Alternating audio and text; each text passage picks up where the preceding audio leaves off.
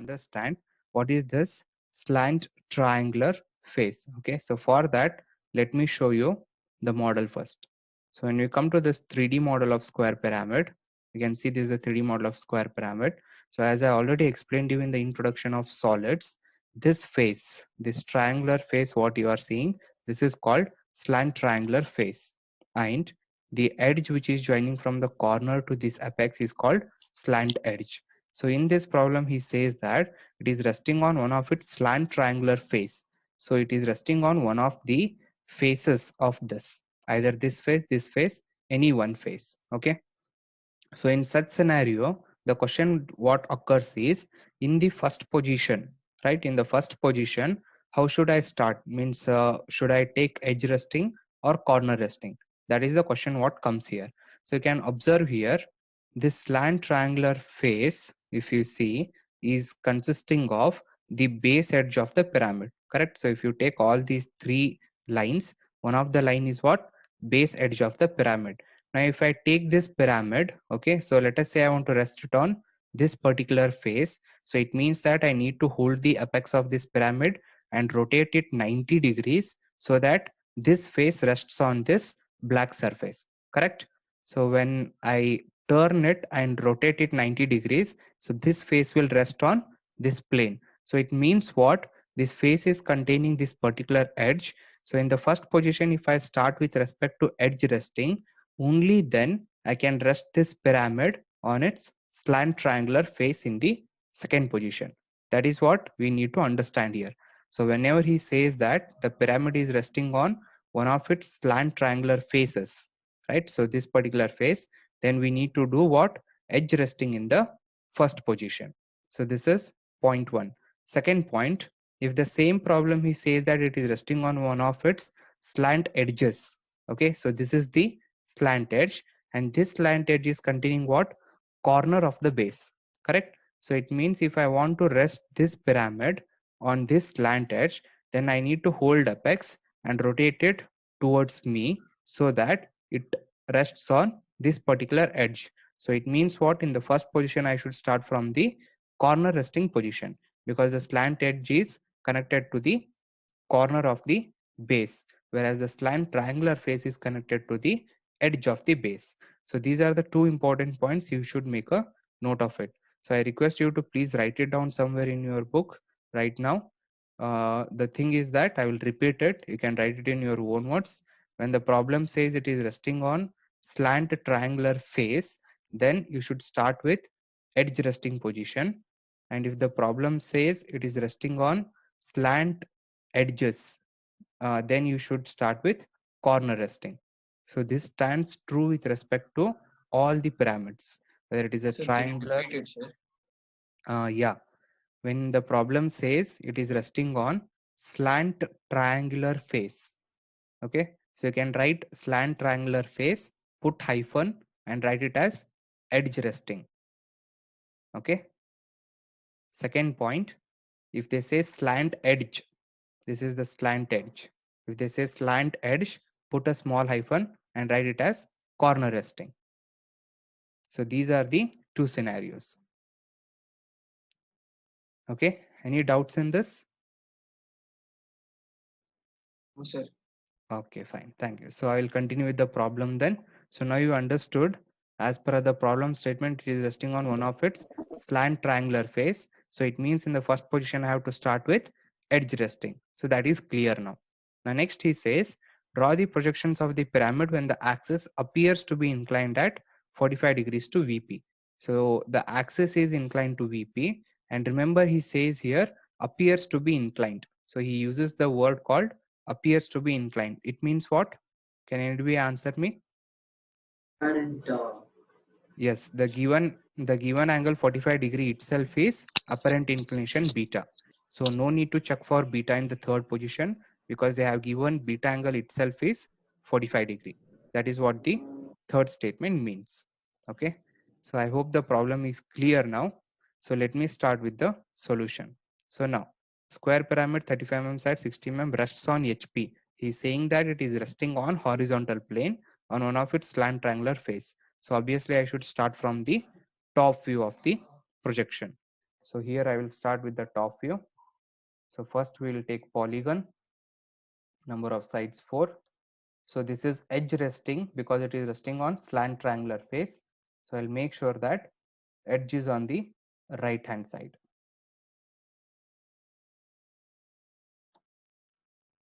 So edge option. So edge length is, so keeping the ortho on, edge is 35 mm, right? Now the important thing which I told you in the last video, you should join all the corners to the apex, then only it becomes a pyramid. So very common mistake what do people do in the exam is, you'll just draw the square base and leave it as it is. Then it will become a lamina or a plane. It will not become a pyramid. It will be called as pyramid only when all the corners are joined to its apex. This is called the apex. So in the top view, you can see what the corners joined to the apex. So if you look here, if you look at this particular, both the pyramids, right? So from the top view, this is the top view. You can see that the corner is joined to the apex. So these slant edges, you can see it from the top view, even for the pentagonal pyramid, any pyramid you take. So the corner is joined to the apex. This is very important. If you leave only drawing the square, you will get 0 marks for it because this becomes lamina. It will not be a pyramid. So that is the important thing you should remember. So to this, we'll do the namings quickly. So this is the bottom face. So A1, B1, C1 and D1. If you want to name the apex, you can name it O1. Okay, then for this, we'll do the front view projections. So the apex, so the axis length is 60 mm. This is 60. Then I will join it to the base corners. So this is how the pyramid will look in the front view. So now this is a center line. So select that line and change it to center. So if you want to reduce the distance between them, which I told you in the earlier class, you can just click on this, right click, go to properties. Then here in the line type, you can change it to 0.5. Then you can see there will be a more gap between the lines. So this settings, you can do it in your software if the line is not visible as a center line. Okay, so to this you will do the namings now quickly. So this particular part, the observer is looking from here. So B is visible, C is visible, whereas A and D are hidden. So here it will be called as first B1 dash, which is visible, then within the brackets A1 dash. Please make a habit that as soon as you complete every view, you should name it immediately there itself, so that there will be no further confusions when you are doing the next projections. D1 dash. Okay, so this will be O1 dash. Right, so that completes the first projection. Now coming to the second one. So now here this is vertical plane, so I should show inclination with respect to HP, but here they have not given any inclination with HP, but instead they have said that it is resting on one of its slant triangular faces. It is resting on one of its face, that is what they say. So I need to rest this pyramid on its slant triangular face. Now look here, when you are looking from the top view, right, this is the slant triangular face O1, C1, D1. So I'm going to rest this face on XY line. So in the front view, this face is just looked by what? This line, that is C1 dash and O dash. So if I copy this pyramid and make sure reference, okay, select, rotate. So this is the fixed point, reference, and then this is the fixed point, this is the rotating point. So rotate it and keep it on the XY line. This is how the pyramid should rest. So this I will bring it a little bit closer to second position. Okay, right. So when you are doing it in the manual sketch, it's very simple. just measure this length using the compass. Then with O as 1 point, cut the arc. You will get C1 dash D1 dash. Then measure C1 dash to A1 dash. Then with this as center, cut one arc. We need one more intersection point. Then measure this particular length, and from here you cut one more arc. So then you can construct the pyramid over there, right? So it's quite simple in manual also. Now we'll do the top view projection for this. So top view projection lines, first project the base, as I always tell you, do it one by one. So this is the base. So keeping the ortho on, right.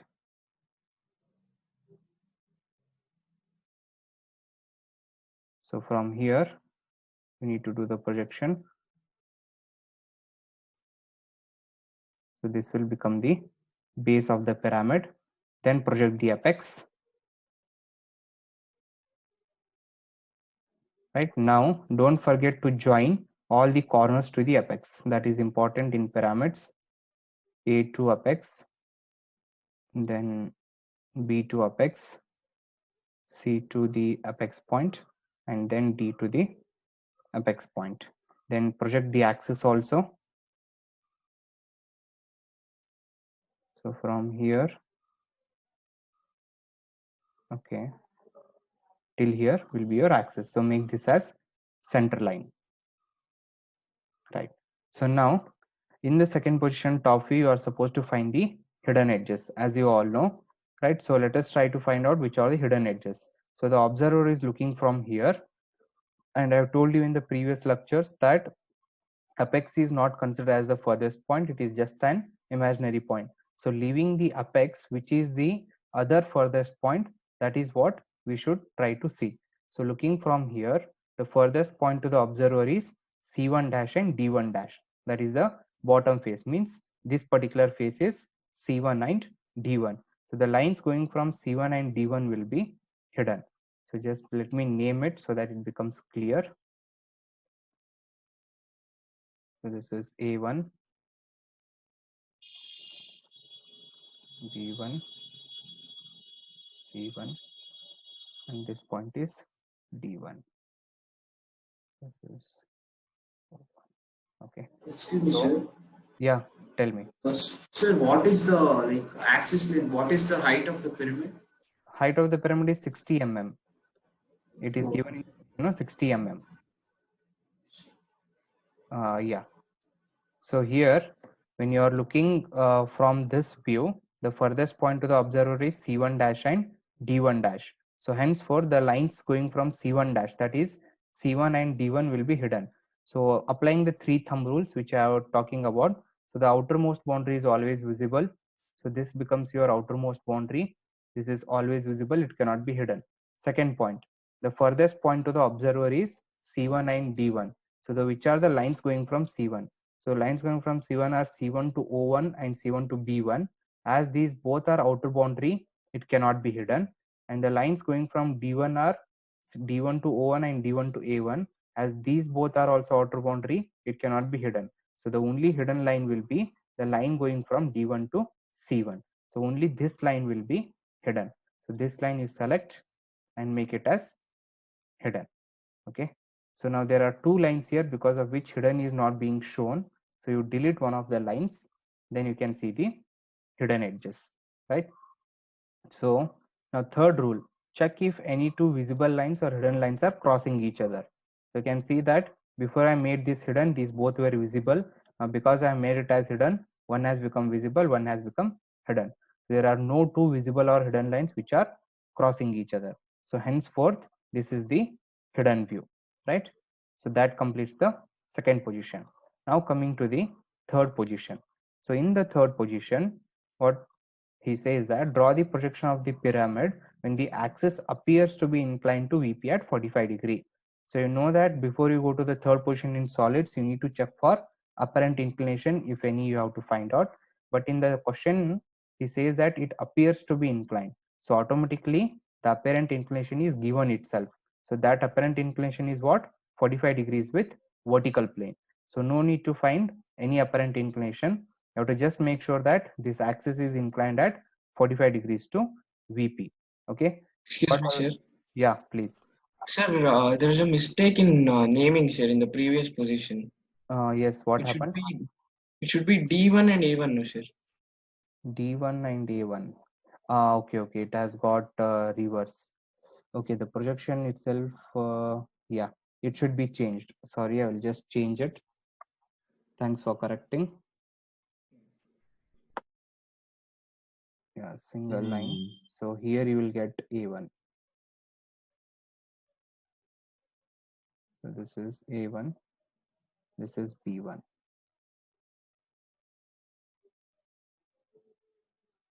C1 and D1. So according to that, right, so the hidden lines will also change here because the namings have changed, right? So this cannot be the hidden line.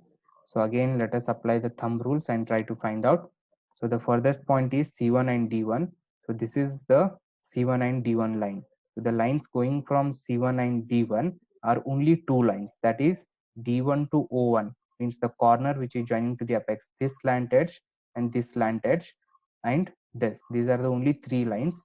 Now because C1 and D1 is outer boundary, it cannot be hidden. So the only possibility is D1 to O1 and C1 to O1. These two edges will be hidden. So I need to make these two edges hidden. So these two will become hidden. So now check for the third thumb rule. Are there any two visible or hidden lines which are crossing each other? So if we see, there are no two lines which are hidden or visible which are crossing each other. So henceforth, these two become hidden lines. Okay. So now coming to the final position. So the apparent inclination is already given. So we'll just select this, make a copy of it. So in the system, it will be very simple, but when you are doing it in a manual sketch, please do it very carefully because you need to reconstruct this entire drawing over here. So in the manual sketch, what you will do, I'll just show you there. So select this, rotate. So I'm going to rotate with respect to this as a fixed point, then this to this as a reference point. So I want it 45 degrees in this manner. So as the AutoCAD measures in anti-clockwise, so O1 is the 0 point for me. So this is already 180 now. So I should give 180 plus 45 angle. So 225, enter. So this becomes 45 degrees now. So I'll just move it a little bit above. Please switch on the ortho in these cases so that the angle does not get disturbed. Move from here. Yeah, that's it. Now you can show the inclination with respect to XY line. Angular. So this is 45 degrees as per the given statement in the question. So now I need to do the final projection for this. So C and D will come on the XY line itself. So I only need B and A projection, and O will also come on the XY line itself. So no need to worry. So first I will project C and D up to XY line. Then I'll project A and B up to this line. Okay, so join all the corners. So A to B, B to C, C to D, then D to A, then apex up to axis line, then join all the corners to the apex. So A to O, B to O, then C to O, and D to O, right? Okay, this line didn't get joined. So now I need to trim this. So just click on the trim, and this is the extra line that has been trimmed. Okay, so now I need to find out. So these are the projection lines here. So it will be confusing. I will delete it for time being. So this is the final view of the pyramid. So I need to find the hidden edges here. So the observer is looking from here. So when you are looking from here, the furthest point to the observer will be A1. So we are not considering apex as the furthest point. So you need to leave it. So apart from that, the furthest point is A1. So here A1 is nothing but A1 dash, which is this particular point. So this point is A1 dash.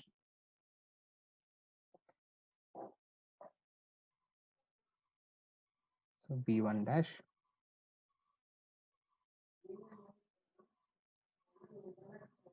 C1 dash, and this is D1 dash. So this will become O1 dash, right? So the furthest point is A1. So the line going from A1 dash are this. Okay. Just a minute, it just got struck.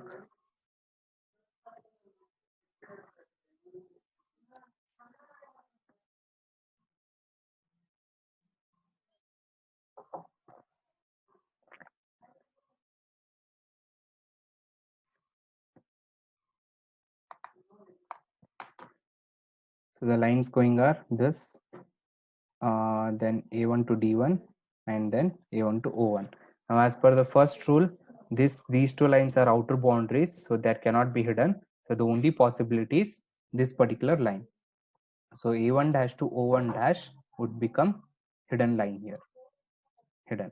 Now check if any two visible lines or hidden lines are crossing each other. So there is no such possibility. There are two lines, but these both are overlapping with one another. So henceforth, those two are not an point. So the only point is A1 dash to O1 dash. Only this point is hidden. That is what we need to take care of. So that completes the problem. Now at the end, as you all know, you need to maintain the line weights. So during the line weights maintenance, you have to make sure that you need to show this top view, front view, all other projections should be 0.5 mm dark when compared to all other lines.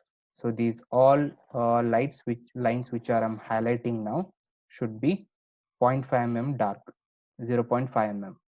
So all other lines should be by default. Same thing you need to follow it in the manual sketch also. In the manual sketch, all the three positions, top view and front view, should be darker when compared to all other lines. That is the important thing you need to remember. So these lines, you will make it 0.5 mm dark, line weight 0.5. So if the line weight is not visible, then you need to switch on this line weight option. Okay, I don't have here, I will add it. So sometimes it won't be available in your software below. So you can just click on this 3 lines arrow mark here, and from here you can activate the line weight option. This one, you need to activate this. So then it will be visible over here, right? So then you just click on this, you can see the line weight displays on. So these are the top and front views which are to be darkened. Okay. So quickly go through this problem once. I'll give a minute of time. If you have any doubts or clarification, please get it clarified now. Just go through this, and then if you have any doubts, please let me know. Sir, are we supposed to do this sum in the classwork? No, this problem I'm just doing it to show you. I will be rolling out another assignment on Thursday. So those problems you need to do it in your classwork and then submit. Okay. Yeah. Sir, how did you assign the farthest point in the fifth question, sir? Furthest point in this particular position. Okay, so I Yes, need sir. to find out the hidden edges in the front view. So I'm going to, the observer is going to look from here, right? When the observer is looking from here, you need to leave the apex point. Apex point is not considered as the furthest point, which I have told you. So after apex, which is the next furthest point, that is A1, because the observer is looking from here. The furthest point to the observer you need to see. So from here, the furthest point to the observer is A1. So that is nothing but A1 dash here. So the line going from there will be hidden. Okay. Okay, sir. Thank you. Okay, fine. So I think we Sir, are running. why is Yeah.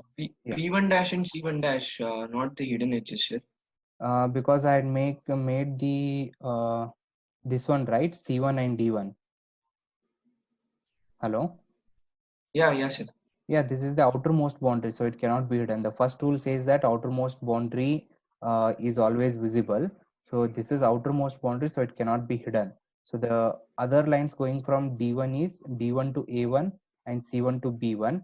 These two are also outermost boundary. So the only possibility is from D1 to O1 and C1 to O1. So you need to check So, all the lines. so not there, sir, in the last position. In the last position, Why are like B1 and C1 not the hidden edges? B1 dash and C1 dash. no, it cannot be hidden because I see that when I look from here, the furthest point is A1. So after looking Yeah. into that, I have made A1 to O1 as hidden. So the third rule Correct. says that there should not be two visible lines or hidden lines which are crossing each other.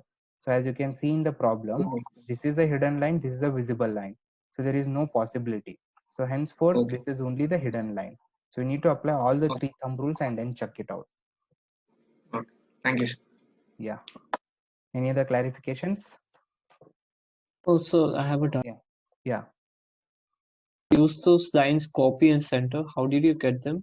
What? Sorry, I didn't hear you. So the lines which are hidden, Huh? you use the property copy and center. How did Yeah. you get them? Copy and center. Okay. That thing, for example, let us see this line. I will delete and do it again. So let us say you already drawn one line from here. So this line I want to make it as hidden. So just click on this line, then go to here properties. You can see here, this is the properties tab. You just click on this by layer. So here you have hidden line. So if this thing is not there in your system, if it is not showing, then just click on other, just click on that. Then here you will get different options. Then click on load, right? Then here you need to search for hidden. So just click on anyone and type H. Then here you will get it as hidden. So click on this hidden and say OK. So once you say OK, that hidden will be loaded under this tab, right? So after that, you close this. Now you select this line, go to by layer, hidden is showing there. Just click on it. So it will become hidden line. Clear? Yes, sir. Okay. Anything else? Okay, so I want you to make a note of this problem and try to solve it on your own. No need to submit it as assignment or anything, but I want you to try it on your own. So this is the problem. This is the hexagonal pyramid. So just write down the important key points data. The hexagonal pyramid side is 25 mm. Hexagonal pyramid sides 25 mm. Axis length 50 mm. Resting on HP.